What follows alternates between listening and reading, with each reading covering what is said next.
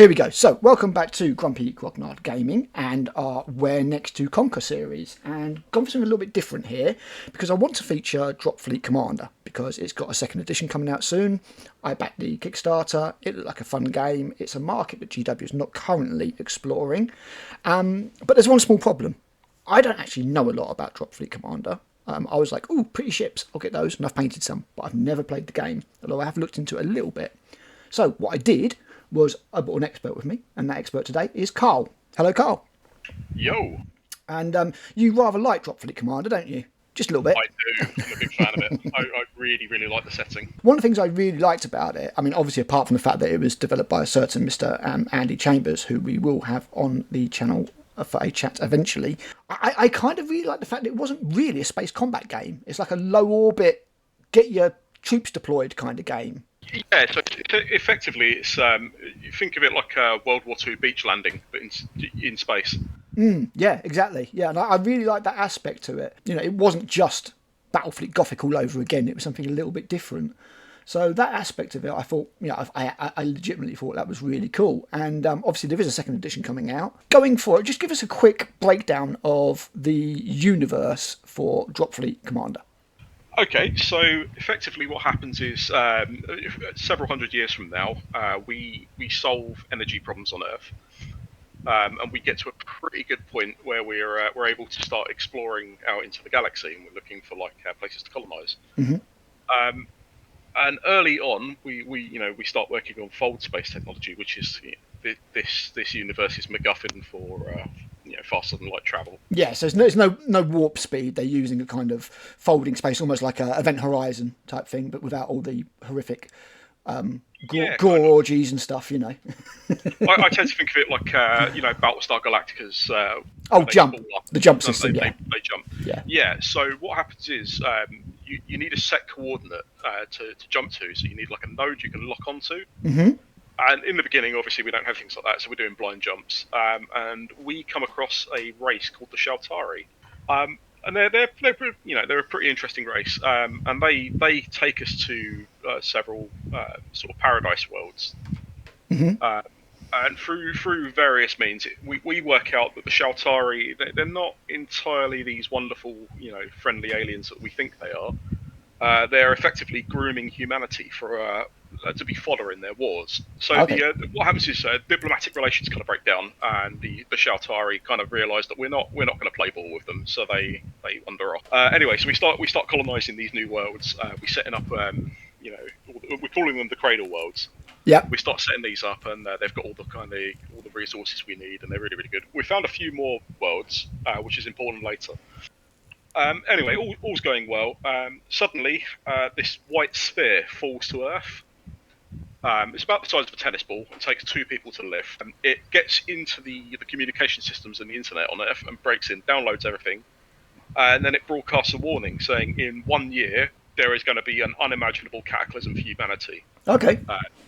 Everything is going to go to pot. Basically, you need to meet us at these coordinates and you will be saved. Okay. You have 1 year. Then it goes off. Cool. So the whole of humanity is kind of starting to panic and divide over this. So you've got the people that want to stay. So yeah, the humanity kind of splits on it. And the year goes by, and loads and loads of vessels are commandeered and stuff, and they go to this place to meet with the aliens. Mm-hmm. Well, we're not really sure what they are. And they go to this place called Vega. Vega's important because humanity. The people that are willing or wanting to run, the secessionists. Yep. They're kind of met by the rest of the human defense fleet who say, no, you're not running. No one runs. We stay together. And there is this apocalyptic battle. Humanity gets wrecked on both sides by each other. Mm-hmm. So you've got the people that manage to get out. They commandeer whatever vessels they can, the survivors, and they jump to this location they've been given while they're there by the white sphere. And they're gone. They disappear off into the ether. Okay. A day or two later, all of the Paradise worlds and Earth all get invaded, and ridiculously fast. It turns out there's a race called the Scourge, and the Scourge have turned up, and they within the course of days, they absolutely trash humanity. No one really knows what they're up to, but all we know at this point is that they've invaded. People are getting wrecked, and the survivors, the vast majority are being killed or captured or whatever else. The survivors all basically jump using their fold space drives. Yeah. And they jump to the frontier worlds when they work out the paradise worlds are also under attack. So they jump to the frontier worlds and turn the fold space beacons off. So what happens then is they're all kind of at the frontier worlds, ready for the next assault, for the next wave of these scourge things, and it doesn't come. So that's what happens with humanity. They have to kind of rebuild on these frontier worlds, which are far from ideal. Yeah. So at this point, Earth is overrun. We've lost Earth. We've lost the paradise worlds. Humanity's massively on the back foot. The Shaltari are still nowhere to be seen. Yep. And 150 years go by, where humanity on one of the frontier worlds, Nicolum, becomes like the humankind's sort of their new capital. Yep. And the whole of humanity becomes absolutely like hellbent on reclaiming Earth, the Great Reconquest. Yep. We're going to go and get our cradle worlds back. Whatever these aliens are up to, we've had it with them. We're going back. And that's kind of where the game picks up. Is we're about to go back into the fray, and we're going to go and recapture these cradle worlds and Earth. So from humanity's point, they become the UCM, the United Colonies of Man. Right. Okay. Yeah. They're your point of view characters. Imagine like for people who are into 40k, they're your Imperium. They're your main faction sort of thing. So you've got the UCM. The two narratively speaking big players are the UCM and the Scourge. Yep. Now, Alan, what do you know about the Scourge? Absolutely fuck all. I know a bit about the PHR, but not the Scourge. No, I don't actually. I presume there's some kind of invading alien race or something. They're basically like a neuroparasite, and they get in through the ear canal. They're implanted into a host. They get in through the ear canal. They take over the host's brain and sort of their entire body. Mm. And they extend the lifespan of their victim by up to about 300 years, 150 years, something like that. It's far longer than it should. And they basically use the host as their body because they're not physically capable of doing anything. Now, where this gets really horrible is the host is in absolute agony and constantly aware of what is happening throughout the extended lifespan, and they have no control. That doesn't sound nice. It is horrifying. I mean, this is grimdark the way grimdark should be. It is really awful. Yes, and I will be doing a video soon about how 40k is steadily getting less grimdark because I have finally been convinced. But yeah, carry on, mate. Yeah, so grimdark's still out there. It's just not always with Games Workshop. No. So what the Scourge do is they're basically a one-trick pony where their whole race is about capturing things to use as hosts. Yep. So they're all about planetary invasions. Yes, yeah. That's the Scourge, and their whole deal is, they use the infrastructure of their victims because it's set up for their victims to physically use. Mm-hmm. And effectively, once they've done what they've done, they then start looking for, kind of like Tyranids, where they go off to find somewhere else to feed. These guys go off to look for more places for hosts. So when the UCM go towards, well, they set out on their reconquest. An emissary who is kind of like a cyborg, very, very graceful, a bit ethereal looking. They show up on Nicolum, and they warn that the UCM is not ready for this. It turns out these chaps are the guys who fled Vega. Yeah. They've formed their own society, and they're called the Post-Human Republic, the PHR. Yeah. They're the post-human. They've been augmented with all kinds of cybernetics and stuff, and they're in league with the White Sphere. Now, the White Sphere apparently doesn't control their society, but it does aid them and counsel them. So, in the main game, your four major factions are humanity's two factions. You've got the PHR and the UCM. Yep. Scourge, Shaltari. Scourge and the Shaltari. Now, the Shaltari, their whole deal seems to be just messing with everyone else. Then technologically, they are leagues ahead of everyone else. But the Shaltari, their whole thing is they've kind of mastered death in the sense that they can, when they die, it's almost like in Battlestar Galactica, they re-upload their consciousness into a new body. And the weird thing is the Shaltari both have overcome death and yet are terrified by it. Right, okay, yep. So they're terrified of permanent death. Anything that will kill them off entirely, which oddly enough is war. And the longer they live, the more wise they become, and the bigger name they get, and that sort of thing. But their technology is all very, they've got teleporters and they've got really mad stuff, and they can. Their ships and weapons are basically all about outmaneuvering and outlasting other people. Right. Yeah. So they're an interesting one, and that's your four main factions for the setting. So in terms of the White Sphere and what that was all about, no one knows. No one knows where it come from or what it's about, but no one really knows where they're from. No one knows where the PHR are, like where they are in galactic terms. They're not anywhere near the scale or size of the UCM. The UCM is like almost like the Imperial Guard. Right. Yeah. They're the boots on the ground guys that are going to war and making stuff happen. Yeah, I remember seeing the original, because Dave actually brought the original Drop Zone Commander down to playtest at the, oh god, I can't remember what it was called, South End Gaming Group, bunch of old guys basically doing historicals and stuff, and he brought it down there. This is about 2 years before it even came out. This is like before Hawk even really existed. And I remember he brought it down, we played a little bit of it, and he bounced a Shaltari walker off the floor, a resin one, and it didn't break. I can't believe it, because the resin's like this really weird bouncy material. It's not. I think it's basically what became Sirecast, from what I can tell. And it's very durable. It's very plastic-like and bendy. It doesn't really. It still holds detail well. And it's not like the horrible plastic like from board games or anything like that. But yeah, I was just amazed, because I was just like, oh, it's all resin, and like, how's it going to hold up to, like, because it's obviously the smaller scale you get, the finer details you get, and the thinner bits you get. And yeah, he just took this Shaltari walker and just bounced off the floor, and I was just like, nope, it's fine. It's all fine. Anything else like how it feels trying to damage one in a game, to be honest. Yeah. Well, I mean, like, you imagine doing that with like a Forge World model.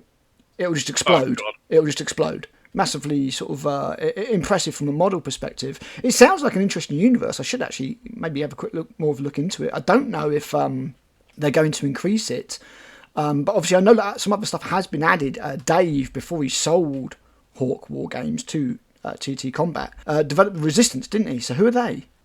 Oh, the Resistance. They're a personal favourite of mine. So they're slightly different in the two games in that they're not technically a unified faction. Okay. So the Resistance in Drop Zone are basically the survivors of the original assaults on the Cradle Worlds on Earth. They're the guys who've lived underground, and they've had like a guerrilla war that's been going on for 150 years, and they've been like maintaining these fold space beacons. So in the hopes that people like the UCM will come back and save them. They all carry cyanide pills, so they can't be captured alive by the Scourge because they know what they do. And they're basically guerrilla warfare. And they've got like captured school buses and rigs and all. Yeah, it's like all repurposed stuff, isn't it? Basically. Yeah, it's whatever they have to hand bolted together to run a guerrilla campaign. They're one of the best factions to put your own stamp on. And then you've got the plucky freedom fighter sort of aspect to them, almost like think of the guys fighting Skynet in the Terminator. Yeah, I was going to say, the Resistance. Yeah, they kind of remind me of almost like the Belters from The Expanse, almost like that kind of ragtag type thing. Yeah, and the other thing is the Resistance in Dropfleet is not the Resistance in Drop Zone. Oh right, really? Okay. Yeah, so the Dropfleet. So the Drop Zone Resistance are all ground-based, and they're underground, and they've been hidden. Yes. The Drop Fleet, they have a number of different things, and it's almost like a catch-all term for various different factions. Gotcha. Right. Okay. Yeah. So when the fleet fought, or the human fleets fought over Vega, the people that ran away were one thing, and the rest of humanity that turned either back or ran to the colony worlds. But there were ships that were damaged because the Battle of Vega turned into a giant scrap zone. Yeah. There's all these wrecked ships everywhere, and there was no time to rescue these people. They managed to bodge their ships back together into working order and formed the Vega scrap fleet. I mean, looking at the models, there actually seems to be more variation in these particular models than any of the other races. It's quite cool, actually. Easily. Absolutely easy. So you've got like the Vega scrap fleet, and then you've got various other fleets like it, and they kind of went off, did their own thing, and now Yeah, it's just that there's Callium, Cabal, and all or sorts of Kalium. stuff. Yeah. Kalium are actually the faction I play. Ah, okay. So what happened there is you've got the various like scrap fleets and all that sort of thing, and they either rejoin with the PHR or they fight alongside them and the UCM. Kalium is a different beast altogether. What happened with them is when all the colonies, after everyone jumped to the colonies, they turned their fold space beacons off. Yep. They stayed in contact with each other. Kalium didn't. They became like this absolutely tyrannical dictator state. Think of it like almost like Space North Korea. Right. Okay. And they are horrendous. They treat all their subjects like absolute, disposable wretches. Everything's awful. Yep. So Kalium has these ridiculously powerful ships, and they can still produce them because they have the ability to do that. So Kalium's like a dictator state. So when you get to the Battle of Earth, which is one of the big books that they did, like the expansion books. Yeah. You got the big triumvirate of humanity. So you've got the PHR, the UCM, and Kalium all come together as one big thing, and they're like a council, and they're like, regardless of our separate aims, we are going to retake Earth. That is what we're all here for, and that's where the Battle of Earth picks up. Is you've got those three, and the Scourge, for the first time in this whole time, they've never made any contact with humanity verbally. They've never had any communication. This is the first time they turn around and say, we are willing to negotiate, and humanity says, fuck you. And just goes for it. And that's about where we are in the lore. Okay. And I mean, they've said that there's a second version coming, and they've shown off some new stuff. I'm trying to bloody find it. But the DROPFLEETCommander.com website appears to be down, which isn't brilliant. Hopefully that means they're updating it. Yeah, hopefully, which is a shame. If I do find something else on it, then I will add something up. I've been having a quick look at the models, and the models was what first attracted me to it. Obviously, they did that massive Kickstarter, and unfortunately, it killed Hawk, which is why they had to sell it. I think they built they could chew. Oh, absolutely! I mean, it exploded. It got a lot bigger than they were expecting, and unfortunately, Dave just couldn't fulfill it. He couldn't handle it. I mean, I got my shit in the end, and it's just I never got round to playing it or anything. Now, presumably, you have played the game, so how does it play? So it's an interesting one. There's a number of mechanics that will be familiar to anyone who played Battlefleet Gothic. Yep. Yep. So I presume it's still got like broadsides, torpedoes moving, all that kind of stuff, and ship turning. Has it got an order system like Battlefleet Gothic? Kind of. It's not quite the same, but you can go on orders. So one of the big things in what differentiates this from a lot of other games is you have to regulate your scan signature. Yes, yeah, I remember that. Yes. So basically, the more stuff you do with your ship, the higher the power output your ship produces. Yes. So the more stuff you do, the further away you are spottable, I suppose is the way to put it. So how that translates into game is each ship has a scan range of its active scan, because it's presumed all your weapons have infinite range in space. Yep. What really matters is your ability to hit the target. How that's worked out is the scan range of your ship, in addition to the power output of your target, dictates your range of your weapon. So if the other ship is like burning its engines hot, firing off loads of stuff, you're going to see it from a mile off because its heat signature is flaring up. Yep, gotcha. Yeah. So it makes it a much easier target to lock onto. One of the bigger the things in the game is your orbital layer. What level of the orbit you are currently in. Yeah, that's right. It's almost got... Because obviously Battlefleet Gothic is a completely two-dimensional game. There's no third plane in Battlefleet Gothic. You go left, you go right. You don't go down, you don't go up. In this, you've got different layers, haven't you? So, as you say, there's orbital layers that affect range as well, I presume? Yeah, so it will affect your range. It will affect your ability to hit the target. And more importantly, you need to get to certain altitudes to be able to drop troops onto the surface. Yep. That's how you win games. That's why it's called drop fleet. Yep. The whole idea is you're dropping the stuff to the surface that you will then use in your drop zone command games if you also play that. So I mean, it's not objective based or really blowing up the other guys based. It's more a case of just getting your ship down on the planet based. You can blow up your opponent, but the real goal is to get your troops down onto the planet, because you want to you're into the reconquest. You want to get down there. Yep. Or if you're the Scourge, you want to drop an assault force that's going to stop these invaders. So the game basically works on the premise of it works in concert with the lore. This is the retaking of the planets, and it's whether you're either there to stop or counter these forces or whatever it is you need to do. Yep. Yeah, so that's the core of the game, really. I mean, okay. So I mean, to anybody, obviously, there's no starter set at the moment. We know that there's no. It's like I'm drooling over this resistant Trident battleship. It's really nice, and I love the way that you can basically build it two completely different ways, from what I can see. Loads. You can reconfigure it in any way you can essentially conceive of. You can configure that ship. What we're talking about, this Resistance Trident battleship looks really cool. So yeah, obviously the starter set's off sale at the moment because second edition is coming. When you play your games, I mean, what are you looking at for a realistic game? Because obviously you can buy a fleet box for like 40 quid. So say for example, you and your mate pick up a fleet box each and a rule book. Are you more or less set to go? That is pretty much it. That'll do you for most of your core games. Right. You can go. They do have things like supermassive dreadnoughts. Yeah, I was going to say I've seen these dreadnoughts like 50 quid. I mean, obviously we're talking about massive games for that. I guess. I mean, what is the odds of you actually having to field one of those? Because if we go back to something like Adeptus Titanicus, for example, a warlord was a fairly standard take in a game. You might see a war master. You might not. That was obviously, and we were never going to see the Imperator. But what's the equivalent in this? I mean, if somebody goes and forks out 50 quid in a dreadnought, you're presumably not going to be able to field that with 2 cruisers and 3 escorts.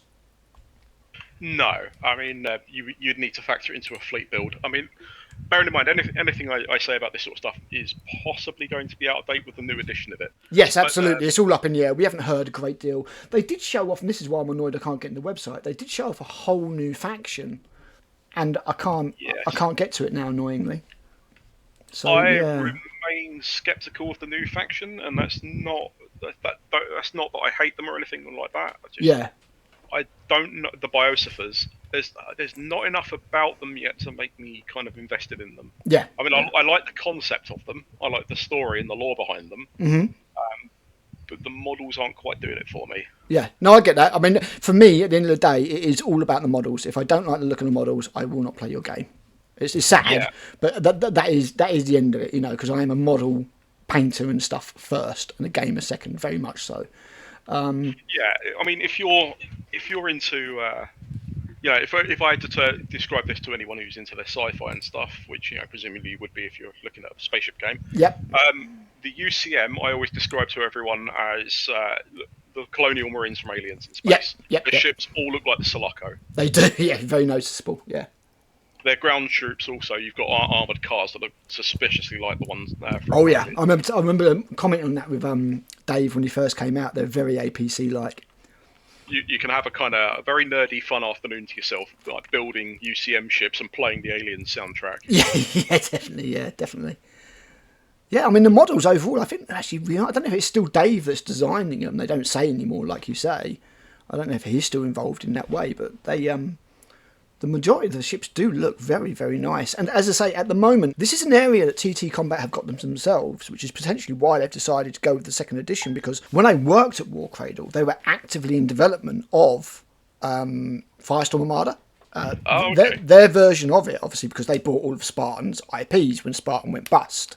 But they've been having so much success with dystopian wars that they focused on that to the exclusion of everything else. Their Wild West Exodus and their World West Exodus, sort of the worldwide, where they were going to do Aztecs and all that kind of stuff, completely put by the side because they're just focusing on, they're focusing on dystopian wars, because basically what happened, they invested heavily in plastic production so they can make their own models and they don't have to ship them over from China, which was a very brave and very foresighted move. And they can now pump out these plastic sprues very cheap, like GW. But unlike GW, they're not running loads and loads of stores and anything like that. So they're focusing all in on dystopian wars and the new epic version that they've just done, which is Armoured Clash. So that's where they are at the moment, and where GW have also decided not to do Battlefleet Gothic at the moment for God knows what reason. It leaves the spaceship combat game, whether it's low orbit dropping of troops or whether it is actual space combat, wide open for TT combat. The strange thing is, it's called second edition, but it's actually close to a third edition. We did actually get a Dropfleet 1.5. Oh, really? Okay. Yeah, that's where the newer rulebook and the one-piece resin models came in. They're all part of the 1.5. I mean, obviously, the Kickstarter we are talking about a long time ago. The Kickstarter was at least 7-8 years ago now, I reckon. Oh, yeah. Obviously, there's been a lot since then. We've got a whole new faction added, loads of new ships. I mean, when I got the Kickstarter, it was more or less just cruisers and frigates. I don't think they'd done any of the destroyers or anything like that. I think there was a few battleships, but there was nothing beyond that. And looking at it now, it is a massive range. And I'd like to say that the ranges are diverse enough that they've got something that would appeal to anybody. And this is the kind of thing that would take quick painting, like dry brushing and contrast, really well. Really well. Especially like the UCM and the Shaltari. The Shaltari, yeah. So much. They're almost designed for dry brushing. Yeah. So much texture on them, it's crazy. Yeah. Also, there's so many different backgrounds and stories, and it's varied enough that you can kind of your own spin on it. So your Shaltari, for example, if you don't like the colours of the one in the on the website, yep, make your own tribe. Gotcha. Yep. Same with the Resistance, I would think. It's just some. The Resistance are perfect for it. I mean, you can just you can put not only that, you can also the Resistance box set allows you to either build your ships in a very sleek sort of way, like the Kalian Cabal. Yes, or you can build them as absolute junkers with mismatched parts. Which is what I love.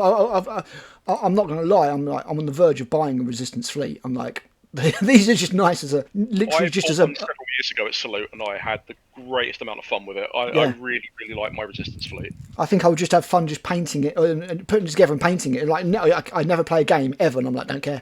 I mean, I had fun painting my UCM ships. I did have fun painting those. But yeah, I'm looking at these Resistance and their battered ragtag kind of, almost like Battlestar Galactica kind of look to them. The human fleet. And I'm just you can have them as like wearing rags and like jerry-rigged ships that are held together with spit and hope. Yeah, no, they really do look like that. Or you can have them fresh out of the forges of Kalian with the crew being whipped and beaten. Yeah, those ones look a little bit kind of a cross between the UCM and the PHR. The Kalian ones, because they've got that kind of gun look, like the ships. It's almost like use the Kalian ships as the baseline. That's what humanity's ships used to look like. They're basically an echo of an older time. Right, okay. Whereas the UCM almost looked at those and thought, right, what can we take out that we don't need? What reduces the cost? What gets the most efficiency out of Gotcha. Yep. And then the PHR almost went the other way and were like, how do we soup this up even more than it was? I mean, the PHR look nothing like human ships at all. They do look totally alien. Almost as much as the Shaltari and the Scourge. And unfortunately, the Scourge are probably the ones that, aesthetically at least, for me, are probably the least appealing, which is a shame. I really like them. There doesn't seem to be a uniform look to them quite. Some of them I really like the Nosferatu Dreadnought. All right, it's 50 quid. But it's like, that's got tentacles and shit coming out all over it. And then the cruisers look quite nice, and I've got a few of those. And I love what I did love was the whale-esque aspect of them, especially the launch bays. Very cool. Someone described them to me as Cthulhu in space, and once I saw that sold me on them. It's kind of exactly what it is, yeah. They're the space horror sort of. In fact, there is a Cthulhu-class ship. Oh, wow, okay. Nosferatu? The Cthulhu, I believe, is one of their battleships. Okay. Triple furnace cannon. Let's have a look. That sounds like fun. That's the one. Yeah, it's basically got mad lasers on the front of it. Now I do like the very organic look, especially of. Oh Christ, yeah, I see that. Yeah, that's a little bit ridiculous. They for some reason they seem to reinforce a lot in the lore in the background, but none of this is organic. It's not organic. It just looks it. Oh right, okay, that's very interesting. So, the cool thing is in the background with the Scourge is you've got the ones that obviously they take control of bodies, and that's their preferred method of existence. Existing as a parasite is just awful. Like if you're not joined, and if they reach maturity, they can't join. Oh right, okay. So you have to do it before you hit. Yeah, okay. And the poor bastards that don't manage to join with a host, they basically get put in this black tar-like substance. and their job is to run the machinery and the technology of the fleets and things like that. They're almost like this disrespected underclass within the Scourge. Ah, okay, that's So interesting. it adds more layers of desperation to why they do what they do. But Yeah. what they do is horrific. Yeah, that's So cool. humanity, like, we cannot treat with these aliens. They No, have to go. but they are. I mean, at the end of the day, like Tyranids, they are just looking to survive, aren't they? It's just their survival means our destruction. So, in a really, really, really, really nasty way. Yeah, I like some of the Scourge. I love the battleships. The cruisers are pretty cool, but unfortunately, when we get down to the escorts and stuff, it's like I want you to just be that with the tentacles, but smaller. And they haven't gone that way. They've kind of gone to making them into planes and stuff. So I don't quite like them as much. Yeah. There's a few disconnects. I mean, cool things like the boarding cutters that they released. They almost look like Sentinels from the They do, Matrix. yeah, very much so. They're very, very tentacly. Yeah, I like those. And part of that's the way they've painted them. But then I look at something like the Frigates. Hunter Killers Nikkar class, and I'm just like, that doesn't look like it's from the same faction to me. Do you know what I mean? If you zoom on in them, you will see like some visual cues that link them in. But I know what you mean. They don't have that same sort of flow to them. It's the silhouette, isn't it? It's the silhouette. It's just like they've suddenly got wings, for example, and the other ships don't really have wings. The ones that I was never quite sold on was the Scourge frigates, like the small frigates. They kind of look like the bridge of another ship. I've got the picture up now. They kind of look like.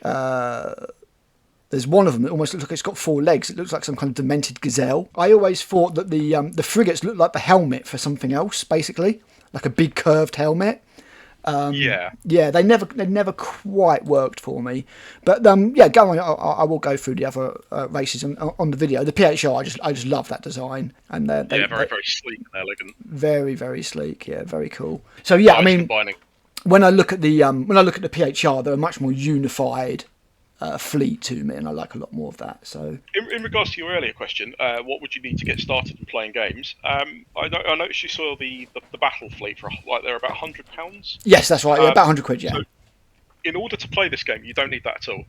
You can actually get the starter fleet, which is usually around about 3 cruisers and 4 escorts. That's right, yeah, no, about 40 quid. So if you're going to jump yourself onto, I don't know, let's just say Wayland, for example, I imagine you're going to be at least 10% off of that. I don't know so a how lot of places much. are doing for around about 35 quid. Drop Fleet, let's have a quick look. So they do 15% off of everything from what I can see. So yeah, 15%. So, you know, your Dreadnought's going to set you back about £42.50, but your Resistance Starter Fleet, which they are out of stock of, will set you back 34 quid. Now, with these starter fleets, obviously, I presume you've bought some, and again, this is with all disclaimers that this could all change tomorrow.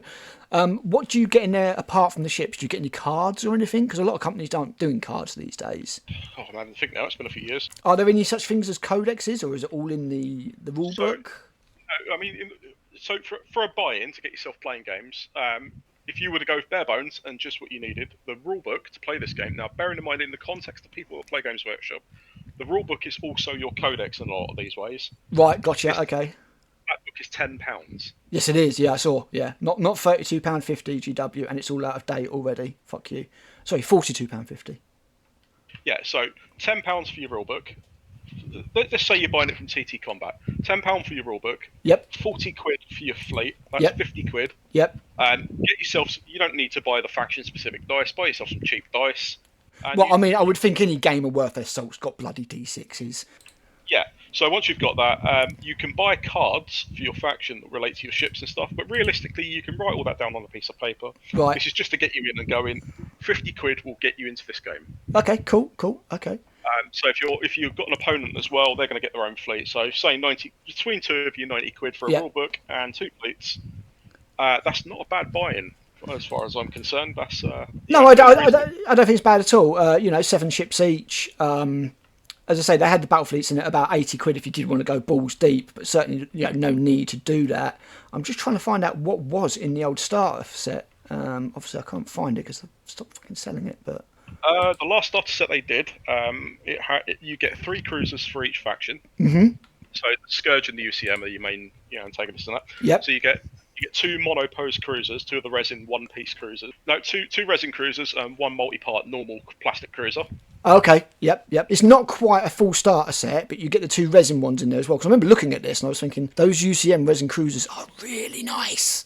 Like, really nice. I love those ships.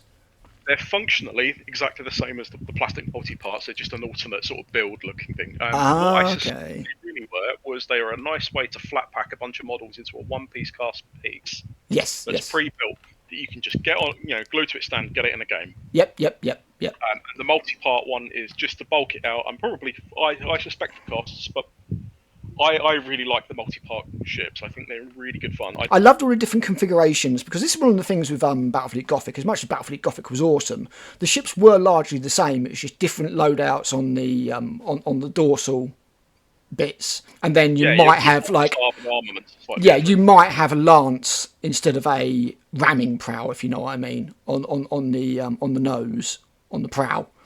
With these, you literally have different builds. Like you have very different ways that the bits slot into each other, and I really like that. I mean, yeah, building these ships, building my little UCM fleet, which I need to dig out, it's around somewhere, was a lot of fun. I cannot deny it. And the price for the two-player starter box, the recommended retail, was £60. So already it's half the price of a GW starter already. And I'm pretty sure I did get all this stuff in the Kickstarter. Obviously not the resin ships, but the there's a little mat and some dice, and I know I've got a Hawk tape measure somewhere. And actually, in front of me as I speak, I've got that little Hawk Drop Zone Commander medallion that you get with the like a coin that you get with the Kickstarter. It says Ad Vindictum. Yeah, Ad Vindictum. So yeah, I mean, I always like the look of Drop Fleet Commander. I got the ships. I love the ships. I painted some. I was like, yeah, these are great. And as you say, it's a reasonable buy-in. I mean, if that two-player starter set comes back, I imagine the price is going to go up. But say that two-player starter set comes back at £75 retail. Knock your 20% off or your 15% from grabbing it from Wayland. You're looking at £60. That's £30 each. I don't think you can go too far wrong. So when it comes to playing scenery-wise, so you're saying everything you need is the ship and... Sorry, like a fleet each in the rulebook. But obviously you've got to fight over something and you're not fighting in the depths of space. So what do you use? Do you use like a printout of something or...? You could get a piece of paper and write landing zone on it if you wanted. That's just your objective area to land, get to. Yep. So what size are you looking at? 4x4, 3x3? It says 4x4 here, but... I play on a 4x4 with it. Bear in mind that starter box set also came with a map you can fold out. Yes, the starter set absolutely did. As I say, I've got a few of these. They're almost like satellite photographs. But you were just saying like if you get a fleet and a book, you're ready to go. But obviously you will need something. So yeah, I mean. You can buy space stations and stuff like that from them as well. But to get you on the tabletop, you need a flat surface, your fleet, a bunch of bits of paper you can write stuff on. Yep. Get yourself some dice, and the rulebook's a tenner. Yep. And away you go. How long did you say it takes to play? Because I know you're not bothered about the length of game, but some people are. Is this a 3-hour slogathon? Is it an hour and a half? I mean, we don't expect many tabletop games to be playable in under an hour, so I'm not expecting that. But where are we looking at roughly? If we say with the starter fleet, you've got a starter fleet each, the rules, I'd say an hour and a half, 2 hours. Okay, yeah, that's perfectly reasonable. Cool, yeah. There's a fair amount of depth and complexity to it, but it's not quite like Adeptus Titanicus, where you're managing the power output of every single thing all the time, and there's not as much micromanagement involved. Yes, yeah, no, definitely. So it's a little bit more sort of free-flowing and... Yeah, it's by no means. I'd say it's more complex, really, than Battlefleet Gothic was. Yeah. But not in a way that's detrimental to it. Okay. Once you get the flow of how it all works, it's a fairly fun game to play. Gotcha. And is there loads of action? I mean, are you losing ships? Ships are getting blown up and stuff. What happens to ships that get blown up? Do they keep drifting through the atmosphere layers and stuff? You can get decaying orbits and all sorts. Yeah. Cool. But ships generally blow up in spectacular fashion. Okay. You got to remember that these things, they're not the same sort of scale as Battlefleet Gothic's kind of the good reference point. When you think of a cruiser in Battlefleet Gothic, it's like 5 kilometers long. Oh yeah, no, they're absolutely massive. Yeah, absolutely massive. It's ridiculous. I remember seeing like a sci-fi ships thing, and you can't even see the Enterprise next to a Gothic scale cruiser. You can't see it. It's tiny, So which is weird, really, because in technological terms, the Enterprise would still kill it. Yeah. It's one of those games where, up until this point, obviously we don't know what the new edition's going to do. It's a fairly smooth flowing game. Once you get to grips with how it all goes together, Cool. um, you're well away. I mean, there's tutorials on YouTube that will show you how it's all done.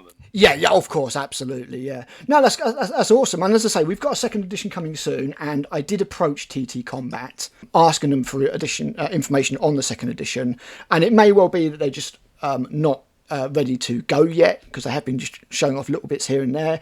It may well be that Little Grumpy Grognard Gaming is not a big enough channel to be noticed by them, but as soon as we hear some updates, we will let you know. Because at the end of the day, I mean, this is the kind of thing where, and obviously, not making any money from Grumpy Grognard Gaming, we're not monetised or anything like that. But this is the kind of thing where, if I was to see a really nice second edition drop set, ships set, and I was like, oh, I like all the models in this, I'll pick it up just to review for the channel. Do you know what I mean?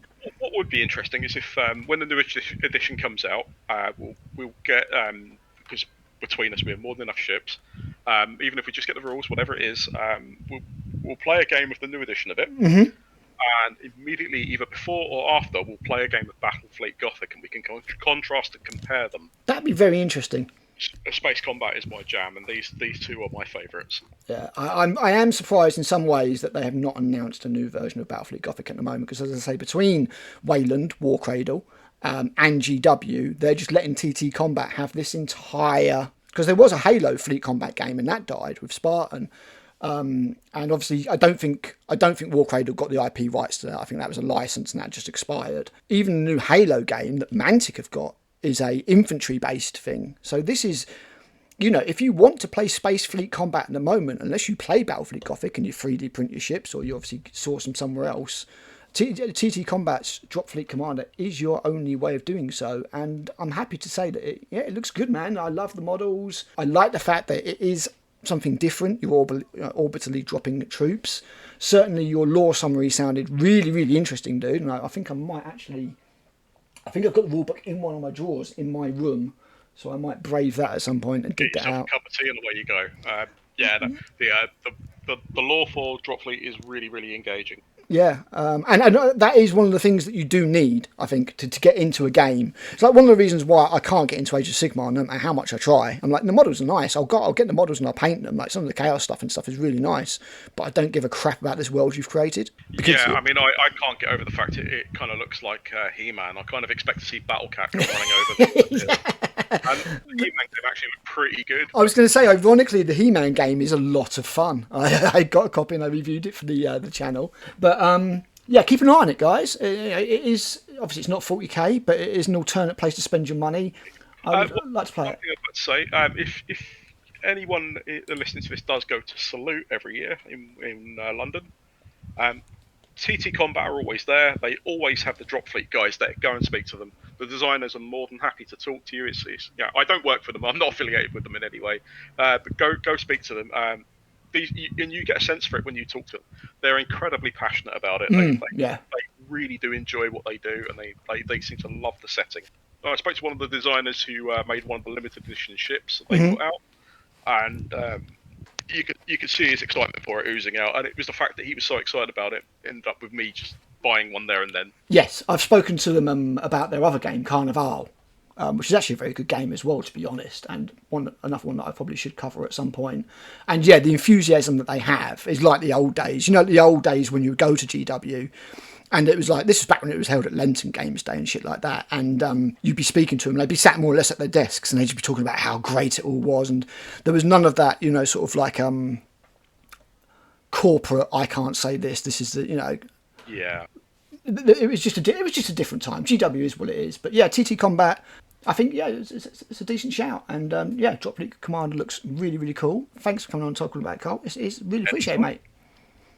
Oh, thanks for having me. It's been good fun. No worries. We'll get you on back on soon, as we get some more second edition stuff. But in the meantime, guys, we will let you go. Have a look. Obviously, if you've got any comments, chuck them down below and let us know what you think. And thanks for listening.